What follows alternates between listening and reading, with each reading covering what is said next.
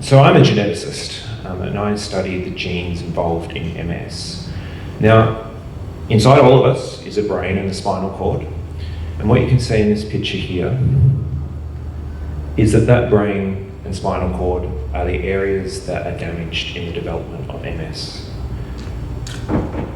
But when we zoom in at a closer level, down to the cells inside the brain and the spinal cord, there's a lot that's going on. We have the immune system crossing the blood-brain barrier into the brain and attacking the nerve cells to degrade that myelin sheath around the neuron that we've heard a little bit about before. With these several different cell types involved in the development of MS, what I'm interested in is something that's common to all of them. And that is called DNA, or collectively, the genome. So what is a human genome? Well, it's basically a code of letters, A, C, T, and G. And inside each of the cells inside your body, there are 3.2 billion letters spread across something called chromosomes they're packaged in. So 3% of this genome, about 3 million coding letters, are genes. So they have some kind of functional role in your cells and your body. If that entire genome was to be printed out, it would fill 120 books, 1,000 pages at 4.5 font. It would take you years and years to read the human genome. And some people in the UK did this, and it's part of the Wellcome collection. And you can see, you can't because the font is so tiny, but that is what the human genome looks like. So there are 2 genomes inside each of us. One from mum, one from dad. And that's how genetics works. They combine together to make a new person. As a geneticist, we represent this slightly differently, and this is called a pedigree. The squares are males, the circles are females, and together the 2 genomes are halved and recombined to make their offspring or their child.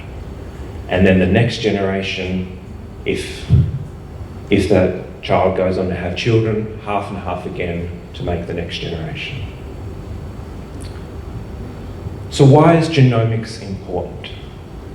Well, genes control our basic biology, how the body works, how we respond to drugs, our height, our eyesight. Everything about us is controlled by DNA. Changes to the genome make you who you are.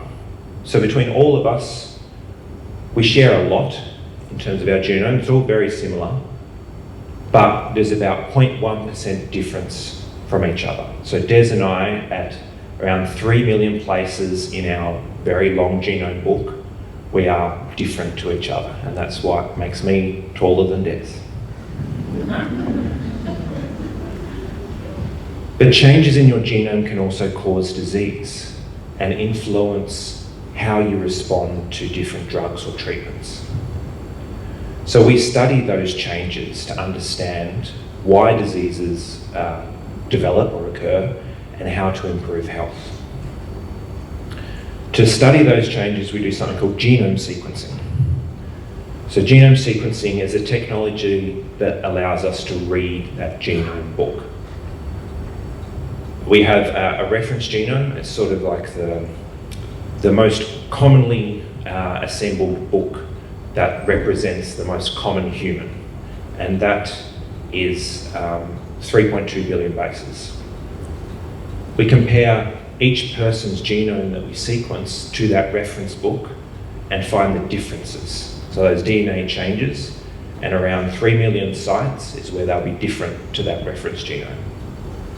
We then study those differences, focus in on them to look at how these differences may be causing disease.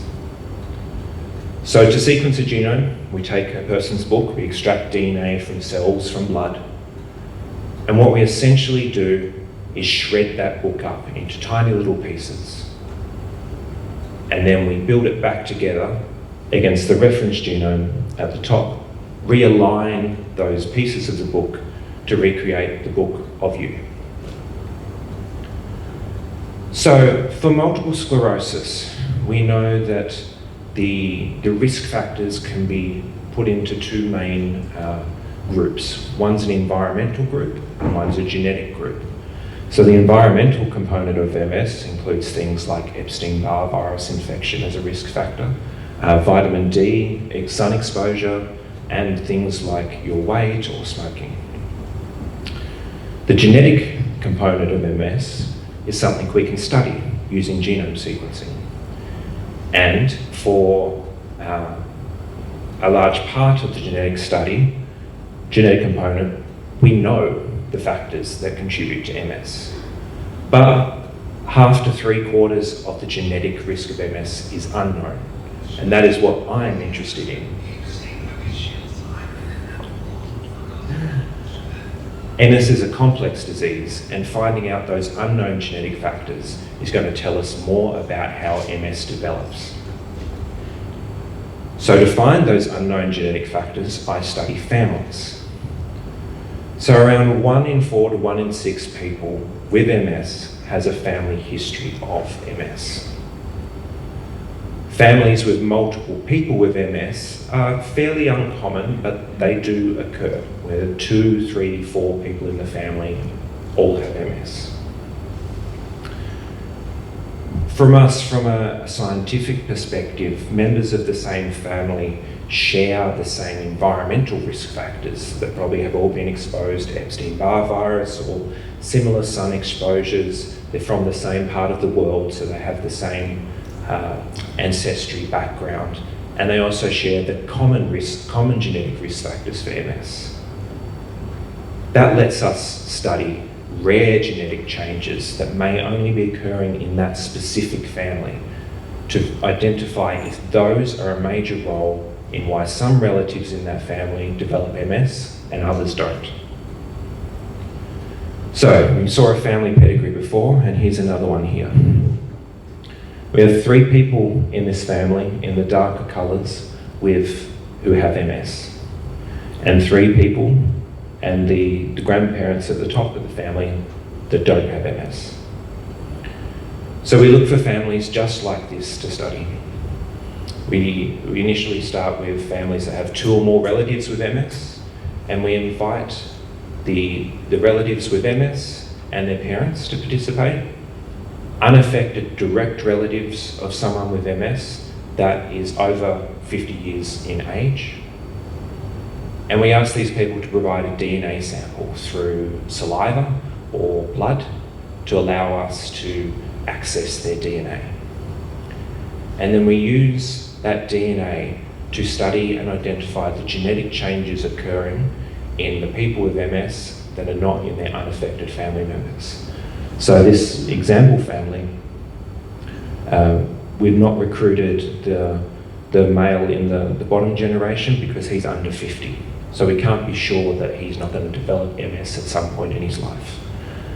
But the 2 unaffected people in the middle generation are over 50, so we've recruited them, as well as the 3 people with MS in the family. And then we're looking for genetic changes shared between the people with MS that are not present in the people that don't have MS.